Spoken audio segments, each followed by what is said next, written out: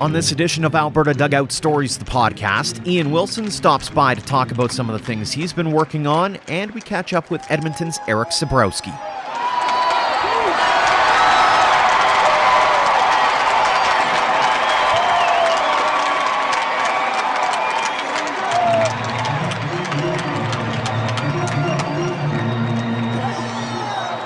Welcome to episode 59 of Alberta Dugout Stories, the podcast. I'm Joe McFarland. It has been a long time since we had our own Ian Wilson as a guest on the podcast. He's been busy keeping us afloat, really, at the end of the day on albertadugoutstories.com, writing up every story imaginable, left, right, and center, and certainly no shortage of things to talk about, so I thought we'd bring him back onto the podcast. Welcome back, Ian. Thank you for having me once again. Hey, let's start with the talk of the town in Calgary and, frankly, across Canada right now. Mike Soroka lights out in his first playoff start with the Atlanta Braves. You organized a bit of a shindig to mark the occasion and watch the game. Let's walk through that game particularly, and what did you take away from that outing from Mike? Very impressive outing, and anyone who I kind of laughed heading into that game. Nerves. Is there going to be any nerves with Mike? Is he going to have any issues with that? And I didn't expect that at all. And of course, he didn't display anything like that. And 7 innings, 2 hits, and one of those hits, just this little squibber from Ozuna that wasn't really much of a hit at all. No walks. Before the game even started, he was making history. He was the youngest Canadian postseason starter ever, one of just 6 Canadians to start in the postseason and one of 20 pitchers, Canadian pitchers to start in the game.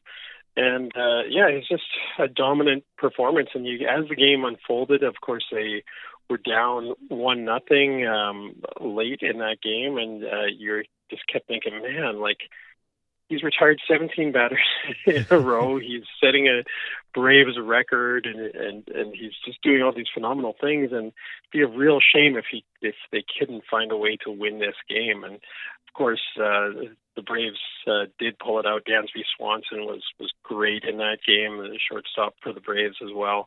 And so it was just good to see, even though Mike didn't pick up the win, for his own personal record, the team got the win, which was huge. And just a fun game to watch.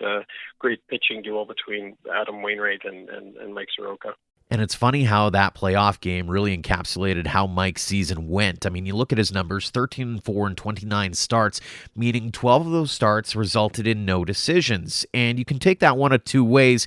Either he didn't get the run support, or conversely, he ended up leaving games in a losing situation, and Atlanta managed to come back. Yeah, and very good on the road, too. I can't remember the numbers off the top of my head, but all season long you heard about his road prowess, and I think he had an ERA under 2. I think it was like 1.55 or something, just something crazy that made him the ideal starter to go to Busch Stadium for Game 3 and perform as well as he did. One of the things I've noticed now with the playoff race is that people are actually starting to pay attention to Mike Soroka and the Atlanta Braves and the hometown aspect of this. And suddenly, whether it's the media or bars are starting to play Braves games and playoff games, I mean, there's actually a little bit of a buy-in starting to happen the deeper we go into the playoffs. Yeah, I mean, playoffs always kind of bring that to a head, especially I think collectively the media, for the most part, as much as they may grumble about baseball during the regular season, the pace of play or reviews or what have you, when you get to playoffs, most people in the media think that the product is very good come postseason time, and Mike's front and center in that right now. So you get to really focus on what he can do and what he's good at, and break down basically his entire season within one game, which is great to see. And it's good to see. I mean, I've been telling people all year, yep, it's Soroka Sunday or Soroka Saturday or Mike Soroka Monday, like whatever day of the week that he's in the rotation, it's must-see TV. You got to get to a screen, got to find a way to watch him pitch. And it was funny too that this particular start fell on a Sunday, and you mentioned trying to get a group of people together to watch this game out in a Calgary watering hole. And of course, what's on Sunday afternoons but football, NFL football, and hey, can we get the volume on the game for this historic game? Well, no, we've got NFL football, so you are still kind of fighting some of that, institutional setups and structures that are in place for sports watching. But hopefully, I was saying after the game 3, like ideally he pitches on like a Tuesday or a Wednesday night, and there's nothing else on the tube, so you can actually have it on as many screens as possible and take it in and really enjoy the theater that he provides. You've talked to a lot of people about Mike's progression through the course of the year, and what has impressed them the most about his ascent to almost Rookie of the Year and Cy Young candidate worthy numbers. Yeah, I mean, his talent and his physical abilities are one thing, but the one kind of constant that comes through with Mike is words like poise and maturity and wisdom. He's wise beyond his years, and just always prepared. He's always kind of looking ahead, and not a player that really necessarily needs a lot of instruction, meaning if you're a coach or catcher in Mike's world, you're not having to impress upon him the importance of things. He's kind of already there, and he's already thinking of things and looking ahead to that. And, I think obviously the relationship between him and Chris Rietsma, who mentored him during his teenage years, was incredibly helpful. It was just a player a former MLB player who could say, here's what's important, here's the priorities.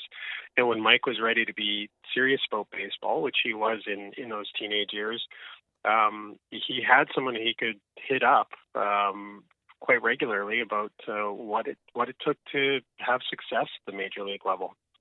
It'll be interesting to see, and I mentioned the whole Rookie of the Year and Cy Young conversation after the postseason is over, and it's amazing to think how dominant he was on the mound, and yet he probably won't win either because of outstanding performances elsewhere. And I know it sounds kind of homerish from our standpoint, being the Alberta guys and wanting to cheer him on, but when you look at numbers from Pete Alonso, for example, 53 home runs and 120 RBIs as a rookie, hitting .260, that's not bad. And then when you look at some of the pitching performances out in the NL this year, and Mike's numbers are very good, they just might not quite be good enough.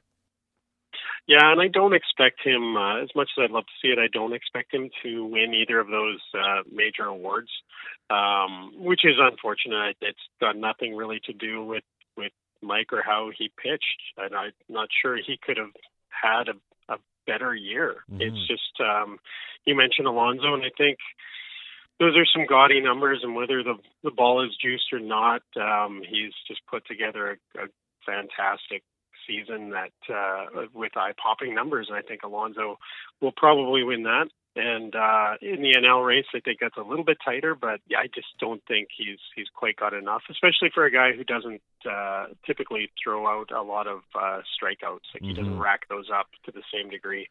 So yeah, I don't think he'll necessarily take those awards home, but I am really, really curious to see what the voting looks like and how that breaks down and where he fits into all of that when all is said and done.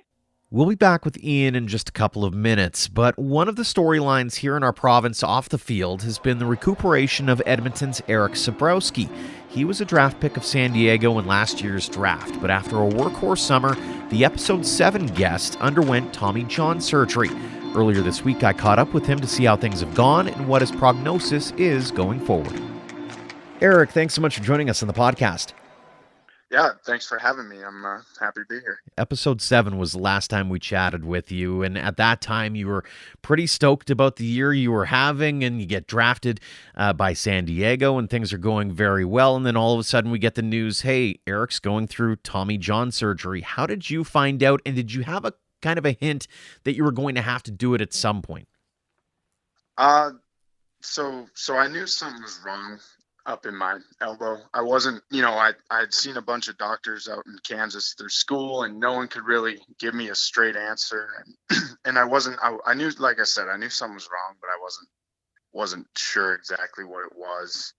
I found out just about a month after I was in down in Arizona with the Padres. The doctors came through and kind of had a quick chat and realized that that elbow wasn't getting any better with any of the treatment we were giving it. So kind of just elected for surgery. Walk us through your thought process, I guess, after you found that out and you were going to go through surgery. Was there that moment of, oh no, or because you knew what was happening and you'd heard other players go through the same process, so you were at least optimistic that you were going to get to the bottom of what was ailing you? Uh, to be honest, I was crushed. No kid dreams of starting their pro career sitting out for 16 months because they're injured. But once I kind of got over that hump, I realized that it was more than a year to get my body ready, get my mind ready to go out and compete in a professional level. Walk us through the last year or so, and the training protocols that you've gone through, and what's the step-by-step process been like for you? Well, the early goings of the rehab process suck. They You do the same thing 6 days a week. You go in, you're trying to get your range of motion back on your elbow. You're trying to strengthen the forearm, the tricep, the areas around it to take pressure off of the actual elbow. And then so that was 5 months before I even started throwing, of just over and over, a lot of repetition. But once you start throwing, it flies by. You're constantly gaining new distance every week, more throws, more intensity, and that becomes, you feel like a baseball player again, and then you get the fun back into it. What went through your mind when you finally were able to step on a mound, and even if it was a short distance, be able to throw a baseball and have it in your hand again? I was pretty nervous. Just um, it had been a long time, and you think about the previous 9 months of your rehab, and you think, did I do enough to be ready to step on a mound again and throw pitches and compete? And it like I was nervous, but once I threw that first pitch, it was back to normal, business as usual. I know a lot of people, especially in football circles, talk about how knees and ankles can be a real challenge when you come back from an injury to those, because you just don't know if you're going to be able to start and stop the same way. And I assume the same kind of holds true with baseball pitchers, is that this is your one piece of your body that needs to be a-okay. And so is it a real challenge that way, is to get over more the mental hump than the physical hump? Yeah, the mental hump plays into it, but that was something that I didn't want to allow myself to kind of play into. I wanted to be at a point where I trusted the rehab process, I trusted my trainers, I trusted my pitching coaches, and trust myself and my elbow, that it's gonna hold up and it's stronger than ever, and I've done the right things to put me in a spot where I can go out on a mound and get better, and finish off the throwing program that I had, and make strides in the pitching side of things. Was there someone that you leaned on through this process, or a story that you managed to see that went, this is how it's going to go for me too? Or was there a trainer or a pitching coach that really gave you that desire, that fire to make sure that you did come back the way you have? Well, our rehab pitching coach, his name's Ben Fritz. He is a longtime minor leaguer. He got surgery, or Tommy John, kind of soon after his college career ended, and he got into the pros. So we had many discussions actually about just kind of the rehab process, and kind of once you get back to throwing, some things to look out for. And he was a good resource to use on my road back. So the question then becomes, how is it feeling now? Good. I finally got to face batters last week. Threw 20 pitches to 5 batters, and that's kind of shutting it down for the season now. I'm going to take a 2-month break and then resume throwing. I was going to ask about the future prognosis. What is your expectation? Have you talked to the Padres at all? Are you looking at different avenues that way, or is it sort of a day-to-day and week-to-week process that you're going through now? No, I'll start playing catch again in December, stretch it out in January, and then I'll be heading down sometime in February before spring training to catch up on a few pens that I missed by going home. Yeah. And then the goal is to have a good spring training and make a team out of camp.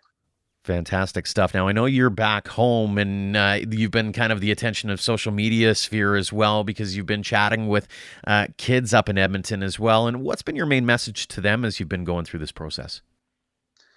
Just anything is possible, really. You look at guys like Soroka and Matt Lloyd and me. We're all kind of 3 different situations. Soroka, the first rounder out of high school. Matt Lloyd started in JUCO, but then ended up at a D1, and then me coming straight out of JUCO. The route is there. You just gotta put your work in and do the little things that maybe you don't want to, but those little things add up, and it can put you in a good position to succeed. How important is the mental game in the grand scheme of things in your mind?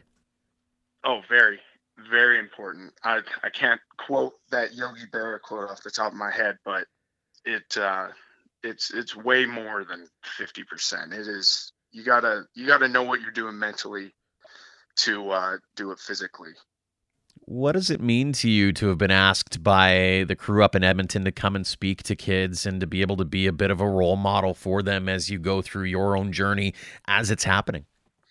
It's awesome. I used to be one of those kids when I've been working with Taylor Burns since I was 13, and I remember being a kid and listening to him talk, or he'd bring in one of his buddies, say Ethan Elias, to come chat to us, and I remember being that kid and how important those sessions were for me. So it's awesome to give back and be able to do that for these kids now. It's great to hear that you're on the up and up, Eric. Thanks so much for joining us on the podcast, and all the best as you continue your journey in baseball. Yeah, I appreciate it. Thanks for having me. Back now with our own Ian Wilson as we delve into more of what he's been working on at AlbertaDugoutStories.com. And your latest offering, Ian, dives into a really interesting point in baseball history, the Black Sox scandal and the connections here in Alberta. Walk us through what you found. Yeah, this is the centennial year of that Black Sox scandal, of course, when the Chicago White Sox were found to have fixed and then thrown the 1919 World Series, allowing the Cincinnati Reds to win the title. And shortly after, in August of 1921, Kennesaw Mountain Landis, the first baseball commissioner ever, who was brought in to kind of clean up the mess. Even though the players were acquitted in a court of law, he issued lifetime bans to 8 White Sox players who later became known as the Black Sox. And of course, the film 8 Men Out was made about the whole scandal, and very popular film. And in the wake of that, too, there was a lot of historians were kind of angry with how that movie depicted things because it wasn't entirely accurate. So there's been some great writing about the Black Sox scandal since that movie came out. And so I just kind of got to thinking one day, I was like, well, I wonder what if any of these guys found their way to Canada. And sure enough, there were some players that were looking to keep playing ball after they got banned from MLB.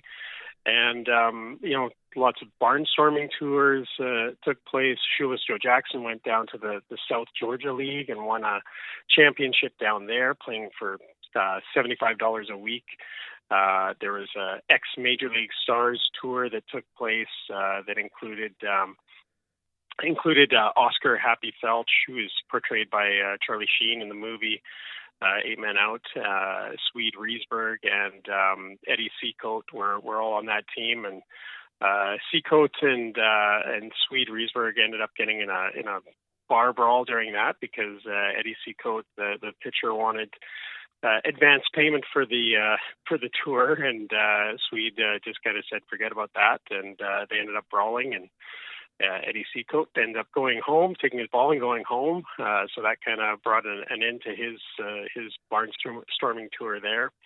And then later on, Happy Felch ended up playing in Montana, and did very well out there, and came north to Regina, Saskatchewan in 1927.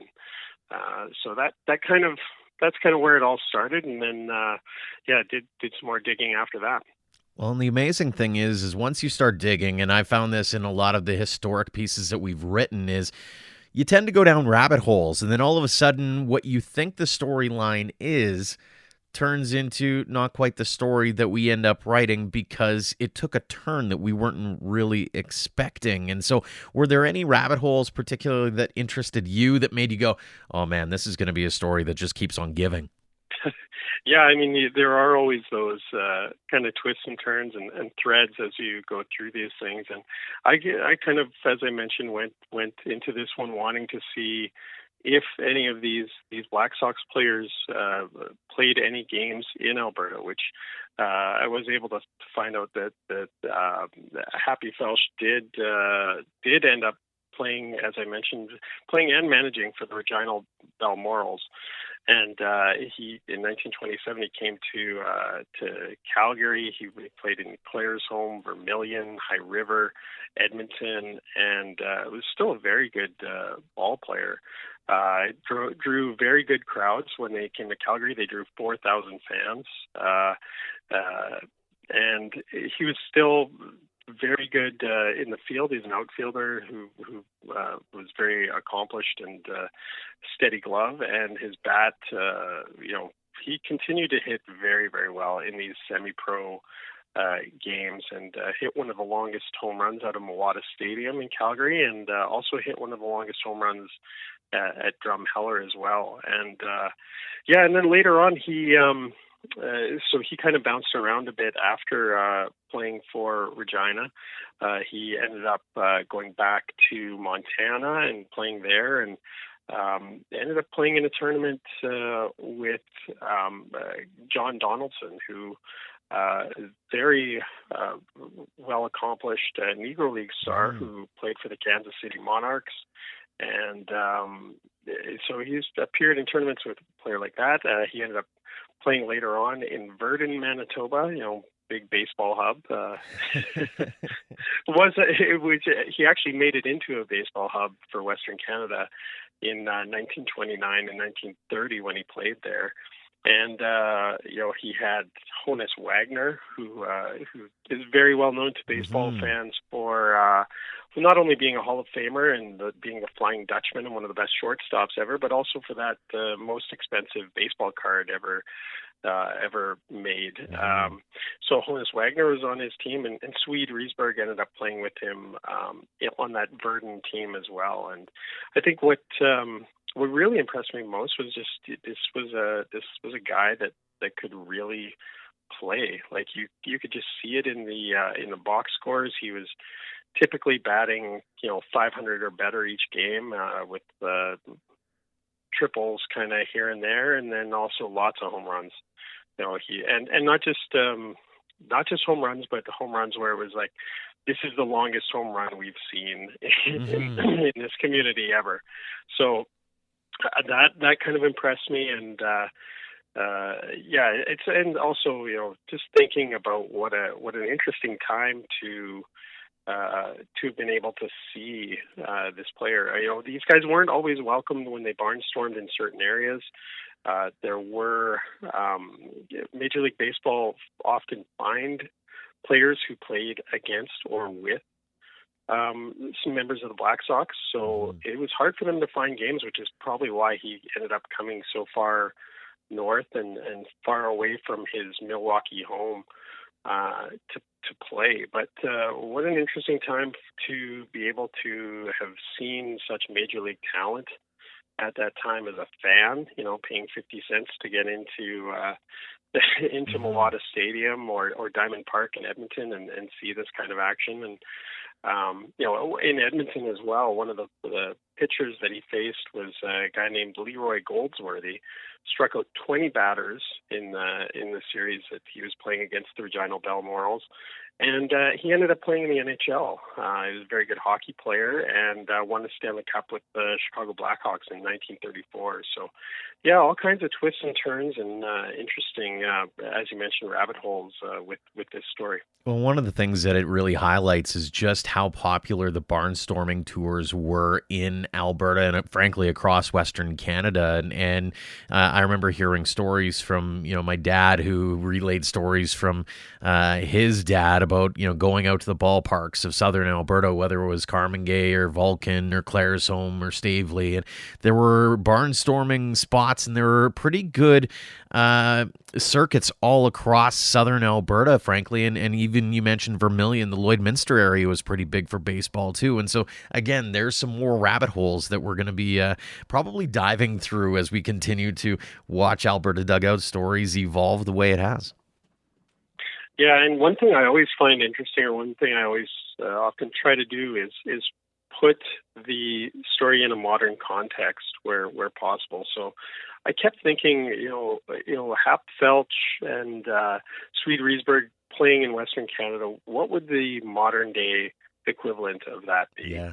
And there are some, actually, there's some shades of Jose Canseco coming up here, I think, when Canseco played for the Yuma Scorpions against the Vipers, he was a fairly disgraced player because of the Juiced book that he wrote and outed all these steroid taking players. So, and he definitely heard his share of heckling and booing.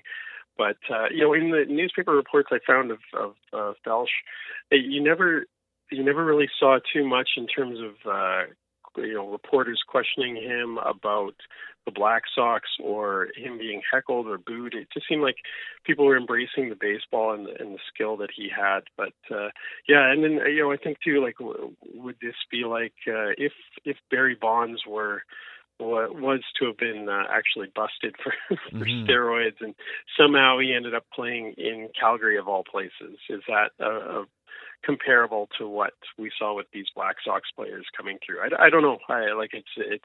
It's interesting to think about that, and also I did end up thinking too just about you think about gambling in baseball and it was very pervasive in that 1919 series. Obviously, that's when things came to a head, but there was rumors of 1917 World Series, which the White Sox won, of them paying their opponents to win that World Series.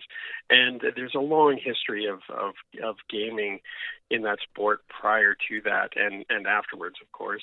And, it kind of, when you have those debates about Pete Rose and gambling and his place in baseball history and Hall of Fame, I think if you're going to have that debate, you really should look into the history of the Black Sox and get some context as to why gambling in baseball is so frowned upon. And there's a historical context that's very important with Pete Rose debate. That's not just how many hits did he get and how good was he, and it kind of shades your impressions of what was later to come with Pete Rose.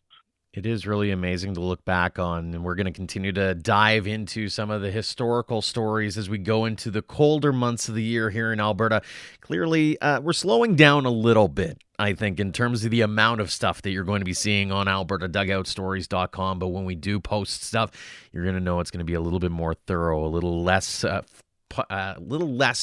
on the current side of baseball, I think, and more along the lines of some of the things that we've seen over the years. And we're going to have a little bit of fun as well. We've talked a little bit, Ian, about doing a baseball card series of sorts. So we'll might surprise a few of our followers in the days, weeks, and a couple of months ahead as we go towards the new year. One of the other stories I've been working on, and speaking of diving into the past, has been Alberta's connection to the All-American Girls Professional Baseball League. And we did write the story a while back about Helen Nickel Fox, and everybody knows about Betty Carveth Dunn, as well as she just passed away in the last couple of years as well. Believe it or not, there are 10 Albertans who went stateside to go play in the All-American Girls League, two of which, though, not a lot is known about them. Olga Grant and Marjorie Hanna, both from Calgary, and we've kind of gone down a bit of a rabbit hole. So that's one of the stories that we're looking. Maybe if you happen to be listening, know of maybe descendants of Olga Grant and Marjorie Hanna, by all means, drop us a line. Who knows what we might be able to find out. So we'll be digging into that and, of course, much, much more. But that's going to put a wrap on this episode of the podcast. Ian, thanks so much for joining us as always. Thank you for having me on, and keep up the great work on the podcast as well. It's been fun tuning into that and listening to that, and you're doing a fantastic job with that. Yeah, tip of the cap as well to you, my friend, for everything that you've been writing. And like I said at the very beginning, keeping us afloat on the online side of things. And a big thank you as well to all of you for downloading and listening to the podcast. Of course, you can listen in on 4 major platforms, they being Podbean, Apple Podcasts, Google Play, and now, of course, Spotify. Until next time, thanks again for all of your support of Alberta Dugout Stories.